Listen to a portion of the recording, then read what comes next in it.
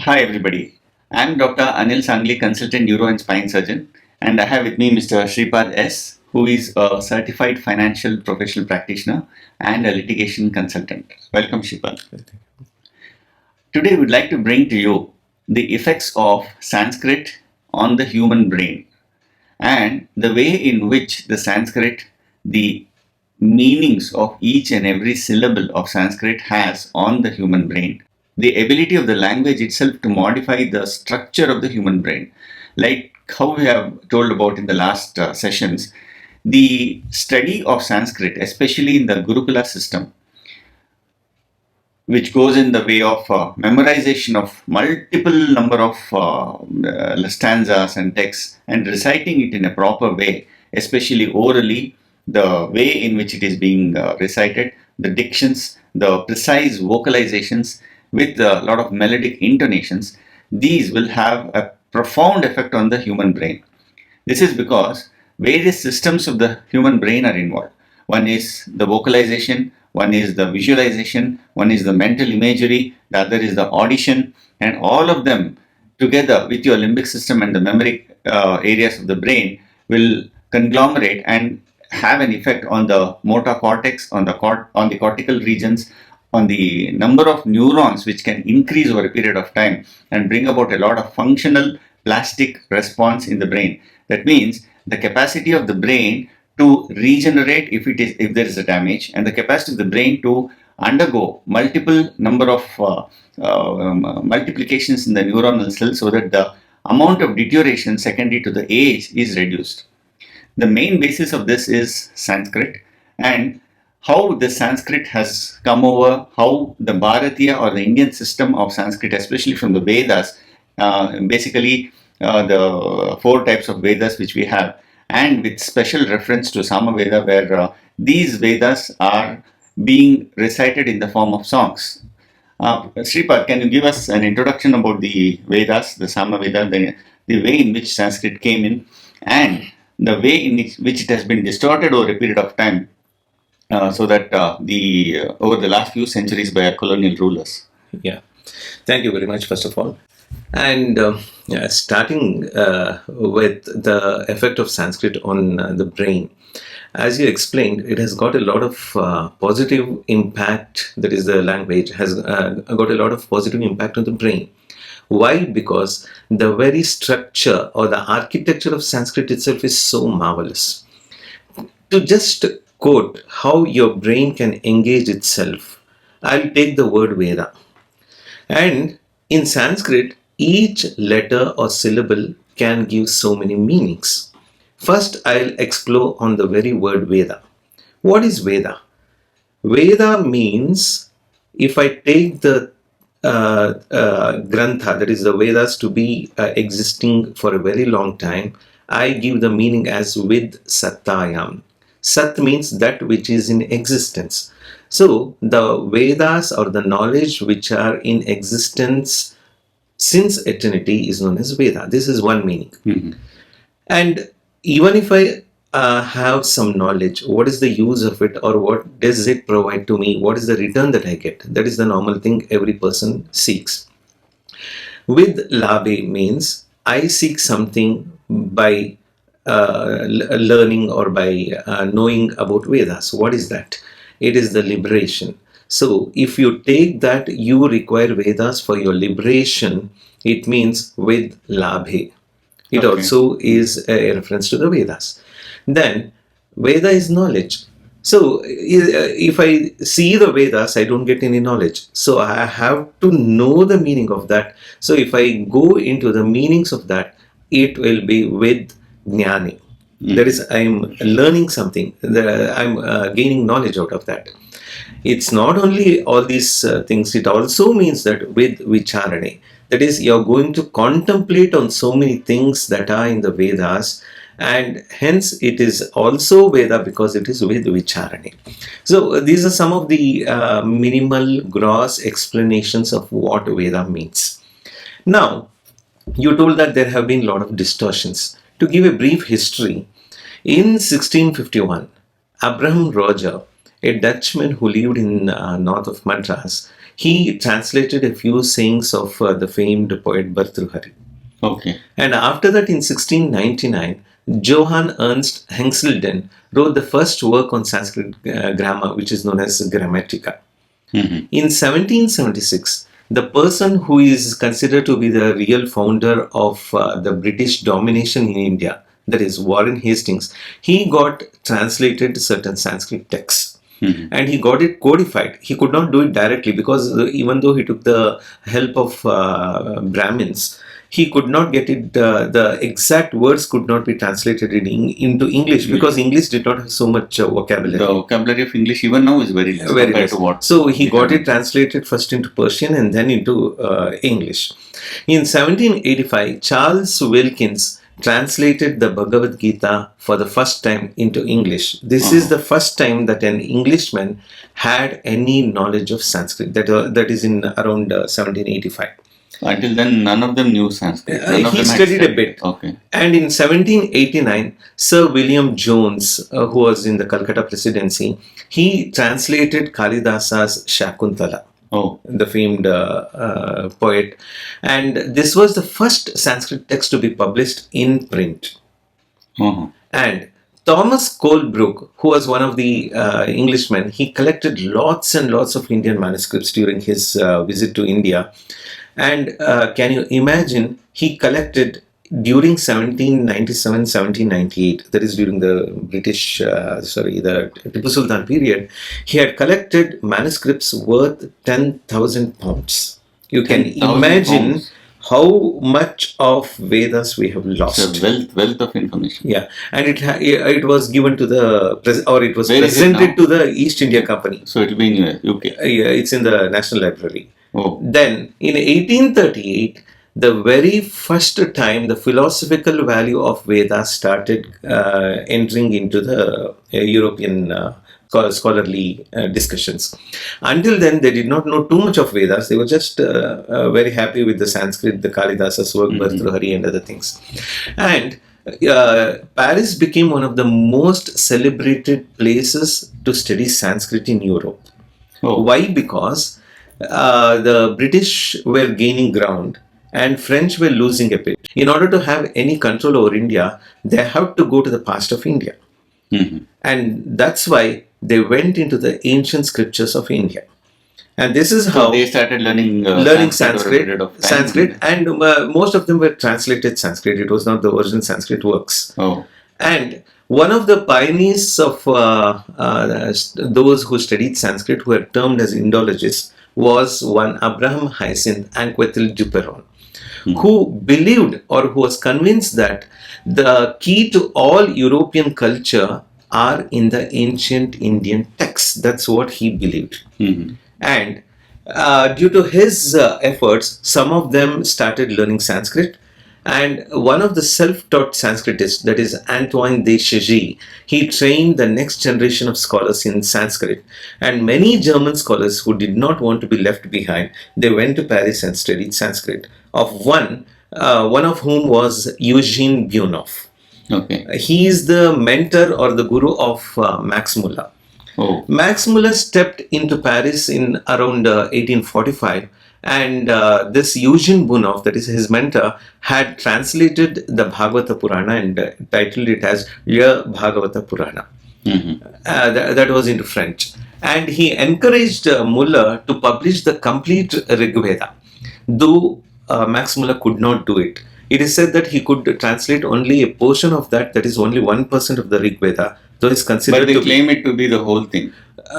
no, they don't claim, but he is considered to be one of the pioneers of translators of Rig Veda Rig Veda. into the English language. And one Professor Herman Tull from the Department of Religion, Rutgers University, he has observed, or he has stated that the Indologists of the last century took to Vedic texts by representing the earliest portions of Vedic tradition as belonging to their own glorified past. Or to make it very simpler, the Indologists of the previous centuries, they thought that the Vedas are of European origin and it records the ancestry of the Europeans and not of the Indians. How So could they come to that sort of a conclusion? that's what they did, and they, in order to prove that, they introduced the Aryan invasion theory. And one thing about Max Muller is that he did not study Sanskrit per se. Oh, He was studying, or he was in the Department of Philology, wherein Latin and Greek was taught, and he had his hands over Persian and other languages too. So he cannot be considered to be a Sanskrit scholar from the point of view of the origin of Sanskrit language, that is from the Indian perspective. okay. He's not a scholar at all. So it's a quite And one Dr. Pradosh Ait, who was a former professor, who is a former professor of the University of Oldenburg, he states that Max Muller had not even passed his matriculation, though his wife claimed that he had done his PhD from the Leipzig University. So this is what he claims in his book, Lies with Long Legs, LIES, that is the falsities with long legs. And it is claimed that he knew only the Devanagari script, but he could not make out the distinction between the language and the script. That's what it is claimed. And he could recognize words, but he could not understand it. Dr. Pradosh says they would collect lot number of books, the ancient Indian scriptures, and apply the Christian mind and say that this is not logical, and this is to be retained, and this is to be removed, and this sounds like this, or this gives this meaning, and this gives that meaning. So this is how they have done. And those who claimed that they knew Sanskrit were treated as scholars in the Western society, that is by the Europeans. That's the level of Sanskrit knowledge they have. So this is the history part. Now coming to Sanskrit, what does the Bharatiya Parampara had to give to us as a legacy, though it is lost as of now because of they being taken away from India. What is Sanskrit literature? It comprises of the Vedas, the main thing, and Vedas are said to be apaurushaya, which means that it's not created by any person. Just like we have the sound and the nature and other things which are there since eternity, Vedas are also there since eternity. And apart from that, we have the Shrutis, the Smritis, the Itihasas, the Puranas, the Agamas, the Darshanas, the Kavyas, Natakas. But each and every one of what you're telling, all of them are a big ocean. It's a huge ocean. Huge thing. Huge ocean. And people who are not practicing the Hindu Dharma or the Sanatana Dharma, and who did not have any sort of Shraddha, what we call, you don't have an equal word as Shraddha in English, they came to have a say on the Vedas. And if you can just take the case of Bhishma from the Mahabharata, it is said that he studied 800 years under Parshurama about Sanskrit. 800 years. 800 years. So it's not the theory of evolution that the Sanatana Dharma says. It says that the knowledge and the intellect of the previous yugas were very high compared to what we are in the Kali Yuga. Kali Yuga. That's what. And it said the longevity of each and every individual is very high. Very high in the other yugas. Okay. And now what it is about shortened. 100 years. Now, not even 100, like 60 to 80 years. Yes. Now coming to the Darshanas, we have 6 school of thoughts. And they are all propounded by various rishis. And these rishis include the Gautama, who propounded the Nyaya thought of philosophy, which lays emphasis on justice, logic, and the 4 of the 6 pramanas that are applicable or that were prevalent in the Vedic period. And so the basis of the judiciary, the basis of the judicial system, as to how it has to be brought in, how a king has to... The king then was only the person who used to give judgments. There was no separate judge because he was a monarch. And they had a formulation as to how they had to decide on certain cases, what was correct and what was wrong. And they used to bring certain rules and regulations in their kingdoms and follow these Vedic principles for giving judgments. Yeah, that is Nyaya Darshana. Nyaya Darshana. The Darshana is the philosophy or the school of thought. Okay. Then we have the Vaisheshika school of thought or the Vaisheshika Darshana, which was propounded by Rishi Kanada. and it is full of atomism. That is, each and every physical aspect that we see in this world or we perceive are all atoms. So he has brought it down to the most miniature The form. reducible form is the Is atom. Then we have the Sankhya, which has been propounded by sage Kapila, which deals with Purusha and Prakriti, which means that the Purusha is the consciousness and Prakriti are the emotions, the mind, the cognition aspects of the mental faculty. So that's why we have the Purusha Sukta, which is the supreme consciousness. It's not what they call it as Brahmanosya Mukhamasid Bahurajanasya Kritaha. So it's not the caste system, it's the arrangement of how... I think that is how these things get distorted. They have distorted. Because what is being said there and what is being visible at the outset when you just read the verse will be giving a separate meaning. Yeah. And what you actually go through and decipher it with each and every syllable of it and with your knowledge totally and grammar different. would be giving a separate... For example, if I show a globe, the model of a globe to a child and say that this is the latitude and this is the longitude, and if he says or if he asks where is the latitude, I am unable to see, does it give any sense? For a child it's okay, but from the perspective of a person who is well read or of a age of majority, it will not suit him. So this is how they have interpreted. It's not even childish, it's much lesser than that. Infantile. Yeah, whatever it is. Then we have the Yoga Darshana, which has been propounded by sage Kapila, and this mainly relates to yoga. It's not only the physical yoga that is prevalent today, it has got a lot of things into that, and most of the people don't go into that. Then the other one is the fifth one is the Purva Mimamsa, which has been propounded by Jaimini Rishi, which deals with the Brahmanas and the Aranyakas and the Samhitas of the Vedas. The last but not the least is the Uttara Mimamsa or the Vedanta, which mainly deals with the Upanishads, the Bhagavad Gita, and the Puranas. Various types of commentaries and the Puranas. Yeah. So, and Brahma Sutras. So all these, the combination of the Upanishads, Brahma Sutra, and the Bhagavad Gita is known as Prasthanatraya. So lots and lots of commentaries. So there are so many things coming out one by one, and each of them having their own intellectual capacity to do something. See, we have the Bhashyakaras, we have Tippanikaras. If I say that Hinduism has got Vedas, there are so many interpretations in so many ways that it proves the intellectual capacity of each of the rishis, which you don't find in any non-Sanatana dharma. Usually we see how they fear their granthas or the sacred books. In Hinduism or Bharatiya Sanatana dharma, there is no fear as such.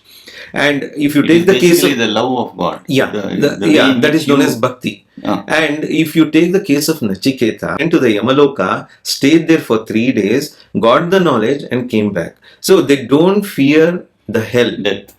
They don't fear death, they don't fear hell. That's the beauty of Sanatana Dharma. Even Savitri, she encountered Yama in such a manner that Yama had to concede and give back the life of her husband. So this is how, and if you take the case of Yashoda, she took the whole, Krishna is considered to be the Paramapurusha, and she used to hug him, she used to kiss him, she used to do all the like cuddling, like own child. So, and Dasharatha also did the same thing with Rama. He had the same love and affection. So God is not something which is to be feared. Yes, there should be some fear. Just like how we have our system. Now, we give respect to the judiciary, but we also fear. So that fear and respect should go together. Right. It's not just the fear. Like in the, we have to respect the Indian Constitution. Yes. We have to respect the judiciary and the system, the legal system. Yeah. Why? Because all of us have to live in harmony. Yeah. And we have to love it because that is the one which causes the civil society. That is the one which protects us. And that is the civility what we are in. So the fear and respect should go together, just like we have the rights and liabilities that go together, we have this. So to give a brief glimpse of how you can trigger your brainy capacity, I'll just take the word Akshara. Akshara. Akshara. It's my word. Akshara is a three-lettered word. Letter. Three-lettered word. Meaning of Akshara is letter.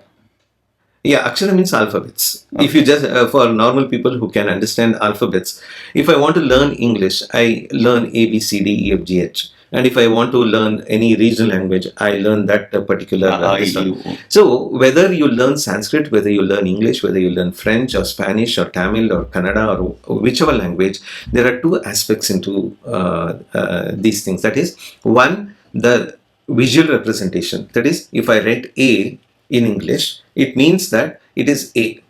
So if I show a graphical representation of this, it means that it is A.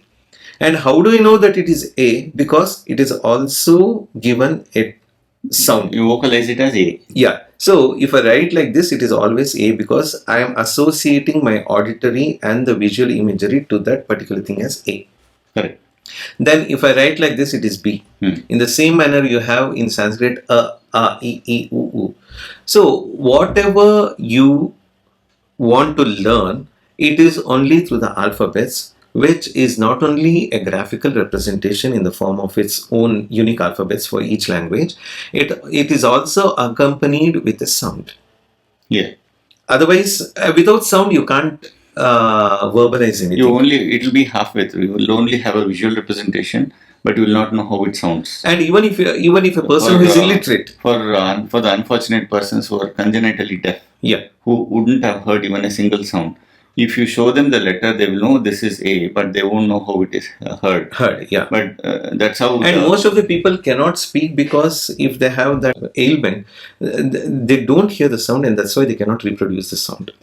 So the visual representation. And that's the reason why they become dumb also. They are not able to talk because they don't know how it has to be brought out. Because they don't have the sound. Even though they have the capacity to vocalize. Yes. And the physical as well as the auditory aspects that are combined together gives us a knowledge of the alphabets in each language. Now, if I take the word akshara, I'll first split it into two words. Understand? I have one word now, akshara, and I'll split it into two words or the roots. Aksha plus ra. Okay. Aksha has got one meaning, ra has got another meaning. So what is aksha? You would have heard a lot of people's name like Kamalaksha, Virupaksha, Jaljaksha, and the feminine will be Kamalakshi, Vishalakshi, Sonakshi. So Aksha is always representative of the eyes, the visual portion of the body. The visual imagery through which I get Ra is knowledge. So the visual imagery through which I get the knowledge is akshara. That is the representation I do as A, B, C, D, A, E, whatever it is. Okay. And I also associate it with the sound. So ksha is one that is destructible. Aksha is the opposite of that, which means it is indestructible. Yeah. So sound is indestructible. It's always there in the nature. Yeah. So sound or shabda is indestructible. Therefore, aksha means indestructible. What is indestructible? Ra. The knowledge is indestructible.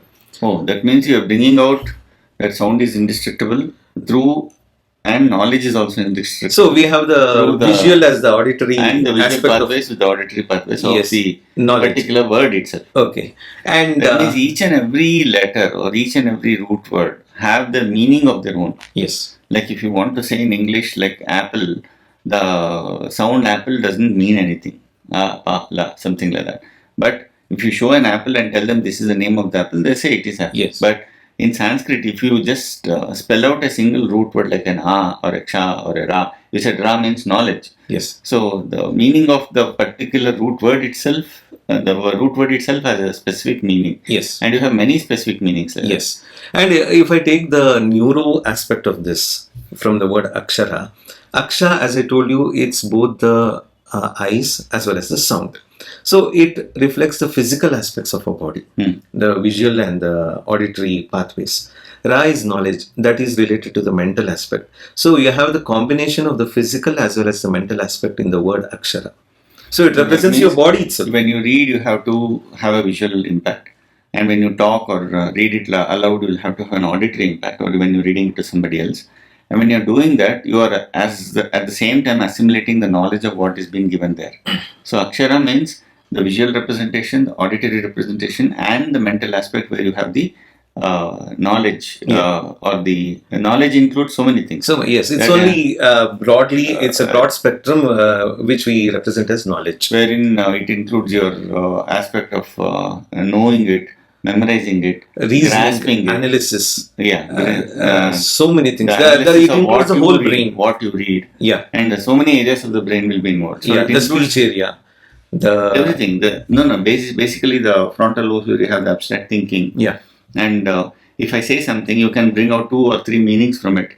So that ability to bring out several meanings by the brain will be dependent on your knowledge, Yes. your memory, Yes. your ability to retrieve all that information and get it out Yeah. at the particular time when it is necessary. That's why you don't require too much of memory, even though you told that the scientists are doing a lot of research and it increases the neuronal activity in the memory aspect of the brain.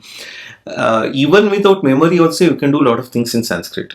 That's just like now, Aksha plus Ra. I don't remember anything, but I just go on.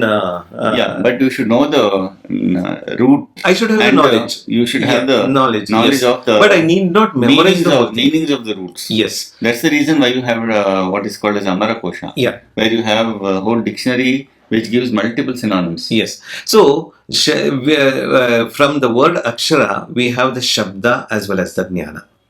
Yeah. So, Shabda Jnana. So, what is Shabda? If I take the word Akshara again, is Aja. Okay. Aja means that which is not born, that which is eternal. Okay. Okay. And Ksha. In the Sanskrit alphabets, we usually stop at Yara, Lava, Shesha, Saha. But there are 3 other Samyukta Aksharas, Ksha, Tri, Jna. Yeah. But usually they stop at Ksha. So, if I take the first letter A and the last letter Ksha, it is Aksha. The knowledge of these A to Ksha is Akshara. Okay, so you're the physical representation. You're taking the first letter of the whole Akshara Mala, and the last letter of the Akshara Mala, and it in between it comprises all these things. The knowledge is and within the these. Ra, that is the Akshara. Knowledge within these. Knowledge regarding encompassing all these letters itself is Akshara. Akshara. And so that will comprise everything in the world. Yes. And you can also state that, as I told you, is Aja. That is, Aja is also Brahma. Mm-hmm. The name of Brahma is also Aja. So if I say Brahma, which means Akshare Pitamaha, that is Brahma. So what is the meaning of Brahma? Brahma means that which expands. One of the gross meaning is that which expands. Brihat, that is Brahma. It goes on expanding. So what expands is a knowledge. The more you learn, the more your knowledge expands. That's what your research, scientific research says. So, is also Brahma, that is the thing which expands, and Ksha is the Kshetra. So, what is Kshetra? You have heard in when you start your Bhagavad Gita, the very first thing you learn is Dharma Kshetre Kurukshetre. So, you have heard the word Kshetra. Normally, what we think of Kshetra is the pilgrimage centers. Kshetra is not only the pilgrimage center. Our body is known as Kshetra. Our bodies. Our body. So, Dharma Kshetre Kurukshetre means through your body you're doing the Dharma. The action part is Kuru. That which you have to do, which is expected from you is Kuru. That which is there in the Vedas is Dharma. So, you have the standards, and with whatever capability or with whatever capacity you can do is Kurukshetra. So, the Kurukshetra is within us. That means Dharma Kshetra, Kurukshetra means the Kshetra is the body. The physical aspect. Yeah, that is what we see ourselves. Yeah. And Dharma is the standard in which you have to conduct yourself. Yes. And the Kuru, that means the work output. Action. The verbalize, the action. Verbal part. Yeah. So the action that is brought about in your own body by having a set standard of Dharma or a set standard of nobility, that is called Dharma Kshetra and Kurukshetra. Yes. And that comprises into Akshara. The Kshetra is because of the Ksha. So that okay. Ksha will come so to the Kshetra. Is Brahma. Brahma represents the mental aspect because your knowledge can expand to infinity. And the Kshetra, that is the physical aspect, is the body, that is the Kshetra. And Ksha, that is the mental and the physical aspect. Ra. There's a knowledge. You are using both your mental and physical aspect is and mental to aspect to gain more improve knowledge. or to learn more and more until you attain aksha. Is the beginning when a child is born, or if you go to the scriptures, the jivas are anadi. So, right from its first birth, God, it's said in the Shastras that a few jivas will be brought into the existence. Okay. That is Srishti. And from that point of time until we attain moksha, that is the end, aksha.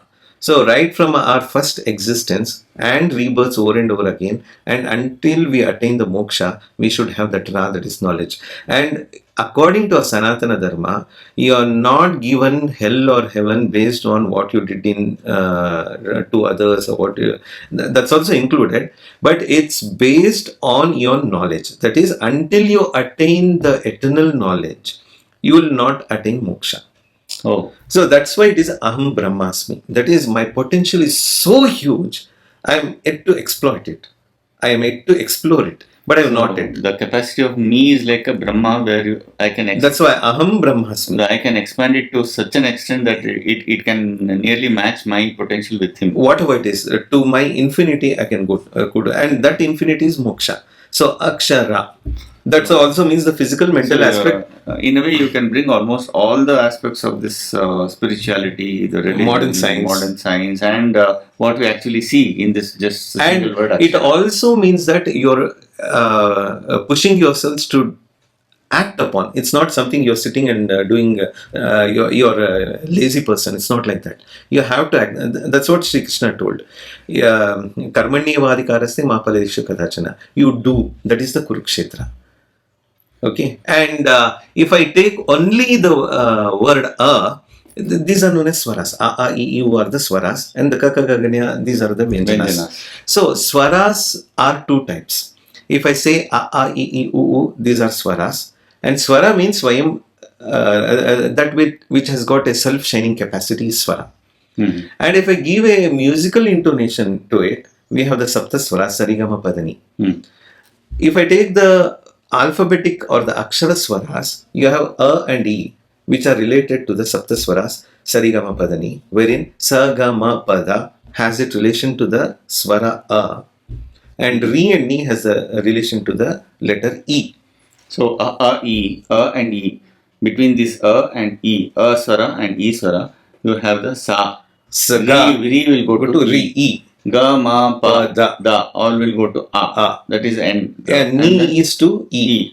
So you have the two letters a plus e also in the sapta swaras, which are also the swaras in the Sanskrit language. So that is the shabda, and this is the nada. So what is nada means, if you take grossly, it means just a sound. But if you give a frequency to that, or if you relate it to a particular frequency, the one that comes out is the nada. That is swara. So when nada is deciphered and given a particular note with a particular frequency, it becomes the swara. And it's a set pattern of all these swaras. Will set pattern of all these frequencies will make it as a swara. At a particular frequency, you have a particular. If I say a, I, I, U, it's in a particular frequency. But if I want to give it a nada swarupa, this is a shabda swarupa. If I want to give it a nada swarupa, for example, if I say the same as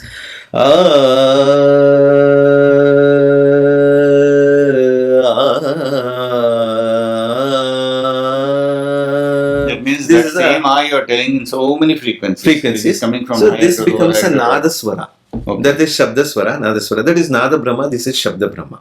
So shabda brahma is the alphabets or the aksharas. Nada brahma is the one which is musically. So that's the reason why you say shabda brahma, means there is no limit for this. You can keep on expanding as to whatever you need to do depending on your meditation. So the swaras a plus e, what I told you, also represents Vasudeva.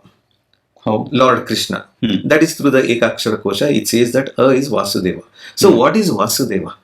We say it's Krishna's father or something like that. But we are also Vasudevas. How? Deva means that which is related to Diva, that's the light. That's why you have the Deepa, Divakara. Di means they are all related to the light. Vasu means that one which resides. So the soul is a thing which has got a light or divinity of its own which resides in me. So that is my soul is the Vasudeva. Okay. Okay. So you can interpret so many meanings to this. And if I take only the E, it's a desire, Kama. A plus E is Vasudeva plus Kama. So what are you desiring out of your own self? You have got so much of potential, but you're not doing it, or you're not up to the standard. So desire so much that you can reach that divinity. That's also meaning of A plus E, what we use in the swaras, and that is the Shabda Swara and the Nada Swara. And if you mix A plus E, just tell me A plus E together. E. I. I. A plus E, I. So if I say I, it means Maheshwara. So who gave the alphabets or the akshara to all of us? It's the Maheshwara. That's why you have the Maheshwara Sutra. I, Un, Ru, Look, and other things. It also starts with I, Un, A plus E. Okay. So the whole thing is a very thing. And if you go only to the term Akshara, Lord Krishna says in the Bhagavad Gita that Dvavimau Purushau Loke Ksharas Chakshara Ivacha Ksharas Sarvani Bhutani Kutastho Akshara Uchyate. So all the beings in this world are Kshara. Kshara means that which is destructible, that which deteriorates. From the Akshara, I am taking only the Kshara. That which is destructible. Akshara means that which is indestructible. So, Dvavimau Purusha Loke, there are two types of beings. One is Kshara, one is Akshara. I am above that. I am above both the Kshara and Akshara. That is, I am the supreme consciousness. So, that's the meaning of Akshara. So, you can go on deciphering so much. Expounding one by one. So that's and this can also be stated in the form of Gadya and Padya. And why these Indologists or other people could not understand all this is because they didn't have any knowledge of the Sanskrit or its grammar. Even though they had a bit, it was not suited to their thinking or thoughts. It's just like groping in the dark and touching an elephant's tail or an elephant's trunk or the leg and telling this is the thing which is the thing. If you might have... They wouldn't have had the capacity to understand all the various types of scriptures which came in through. They wouldn't have. And you can have these type of knowledge only through the Gurukula system, and you have different types. And even if you want to master, it's just like I'm trying to go for a graduation without knowing my ABCDs.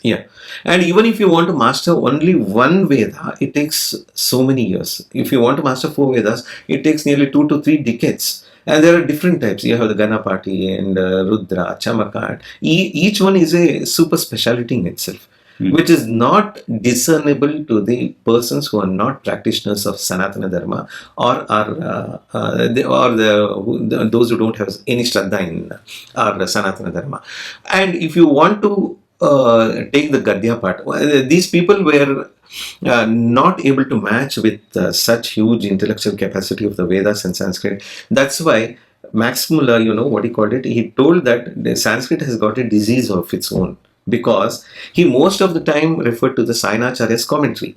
And Sainacharya commentary is one of the most respected poet who lived in the 14th and 15th century.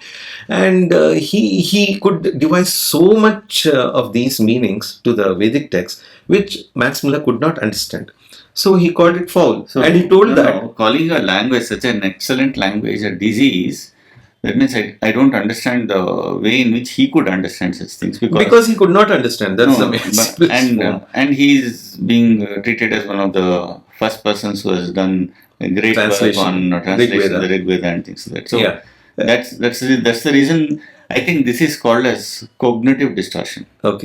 There is a term for this. What we call this is cognitive distortion. Cognition is the way in which you understand, the way in which you mean things, and giving a different meaning to that from what actually it appears with a deceptive intention. There's an ulterior motive. Yes. And to do that and publish it and then bring it out and then make other people who really do No, not you know make Sanskrit. the actual Sanatana Dharma followers to feel inferior. Exactly. Because you're telling a different version, and because you were ruling our country, you totally distorted the meanings and other things, and you took away the nuances. Actual essence or the cream of that is lost. Yes. And they've just... And if you tell that you know Vedas or you follow Sanatana Dharma, even as of now, they mock at you, isn't it? So why? Because they don't know the value of Sanskrit. They think you're old-fashioned. You do not know anything. You're And not up to the times. yeah, and the beauty of Sanskrit is that even though people, even though scholarly people knew Sanskrit, the knowledge was not deprived to any class of the society. That is the Brahmana, Kshatriya, Vaishya, Shudra, all had the knowledge. A person might not have been literate, but he had the knowledge. How? I'll just explain.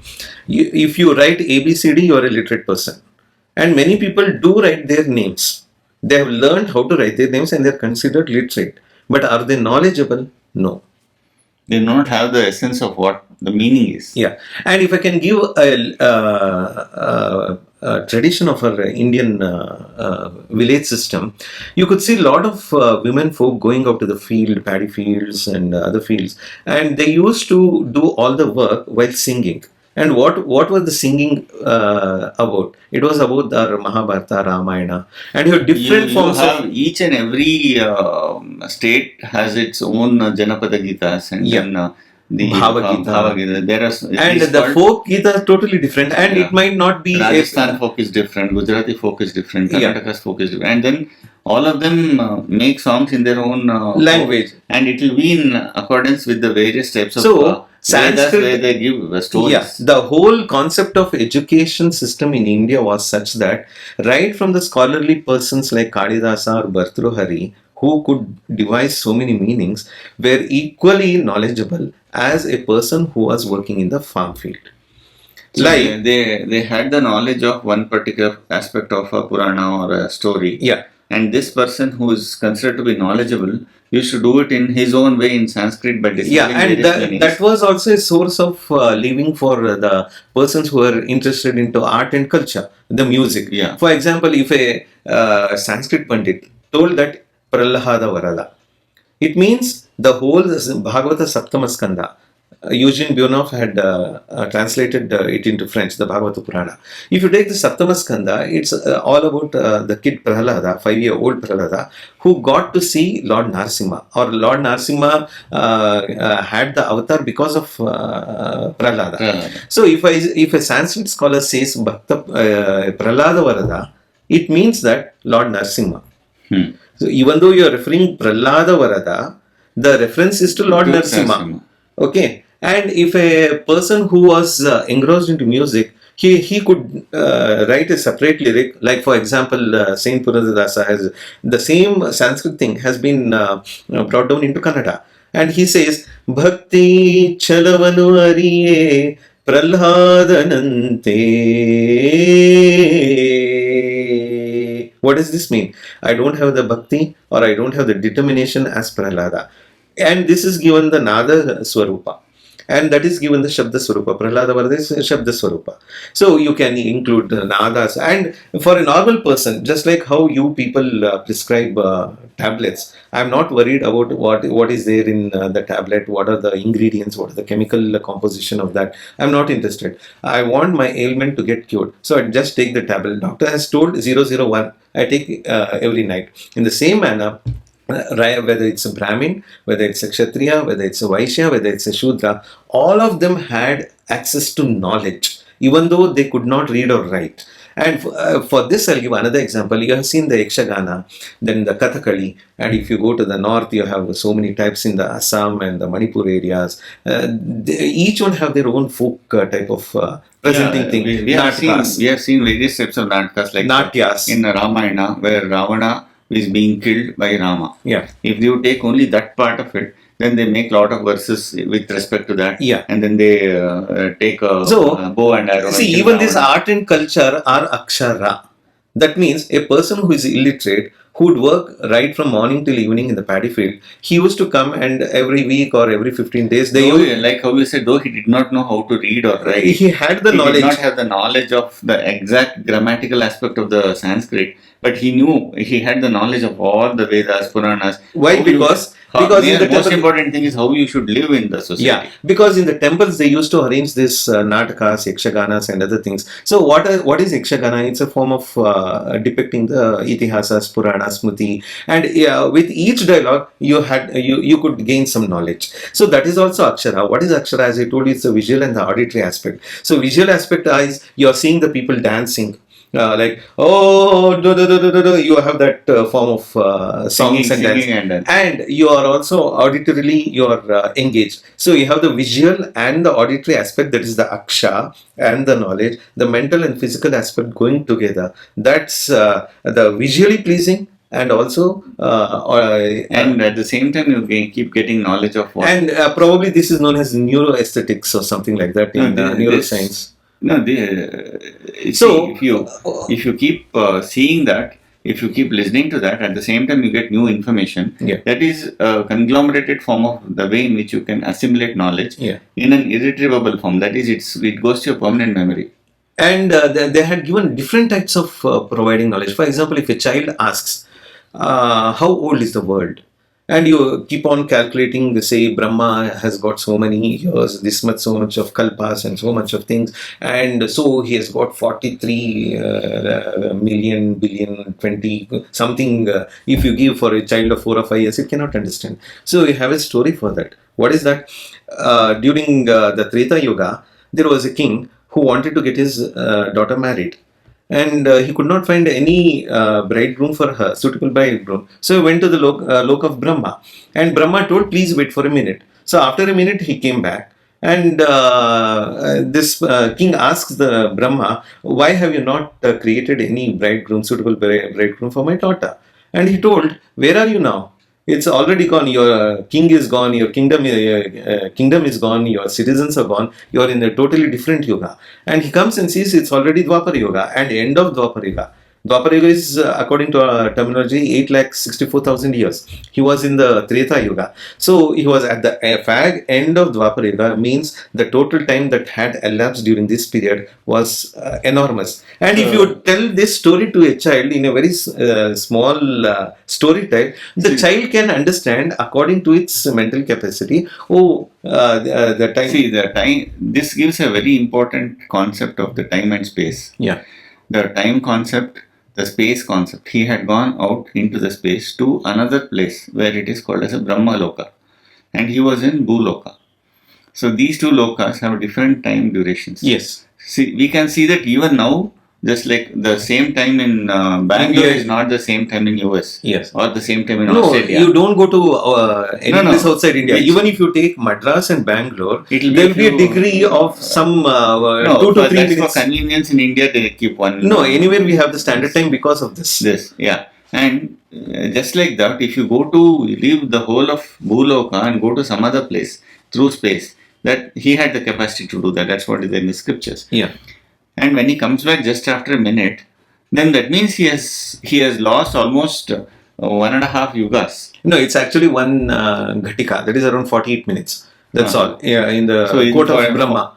In the 48 minutes of Brahma, nearly 8,60,000 years had elapsed. So that is the difference between the time. You can and the child will understand that there is a time, there is a space, there is a difference in the time and space. Yeah. All these concepts are given to a child. Yeah. And when it wants to learn something, it easily grasps and then go back to the... And if you go to the mathematical aspect of that, you can calculate so much, and you have the naming system for each number. The Padma and the Laksha and the Sahasra. These are all naming for each particular thing. So this is the beauty. I think we have taken a lot of time. We'll discuss much further in the next sessions. We shall come back to this in a bigger way. Thanks. And the ultimate thing is that Indians had not any handicap, or they are not handicapped in terms of thinking. That is, the Vedas and other things gave them a thought process to think. That's why we have all the Puranas and other things, including the Bhagavad Gita, in the form of discussion. Arjuna did not fear that Krishna is the Lord. He was showing his Vishwarupa Darshana. His fear was out of respect. And he did not fear, oh, God is there, what can I do? If you see a normal politician, we fear a bit. But when God is in front of Arjuna, he did not fear. He respected him and he told, yes, I'll do. And God did not command, stating that you have to do like this. He told, Yatechasi tata kuru. I have given all the knowledge to you. Whatever you find it suitable, you just go. There was no order, there was no command, there was no force. Yes. I have given all the knowledge to you. You analyze it and then decide what you have to do. So every avatara of Lord, whoever it is, Lord Vishnu, Lord Maheshwara, Lord Goddess Parvati or Goddess Lakshmi, they are only to provide us with the knowledge of the Brahmana, Kshatriya, Vaishya, Shudra. Shudra is not something which is lower or something like that as being projected by these Indologists. It's totally different. So we'll take up the matter sometime later. Thank you, Doctor, very much for Thanks, this. Sripad. And I hope this has got some neuro relevance It of also. course has a lot of relevance. Okay, we'll And- discuss on that. Yeah, thanks so much for giving Thank a you, lot thank of you. inputs on the Akshara and the meaning of the Akshara and the expounding of the words in Sanskrit and its beneficial effects on the human brain. Thank Thank you you. so much.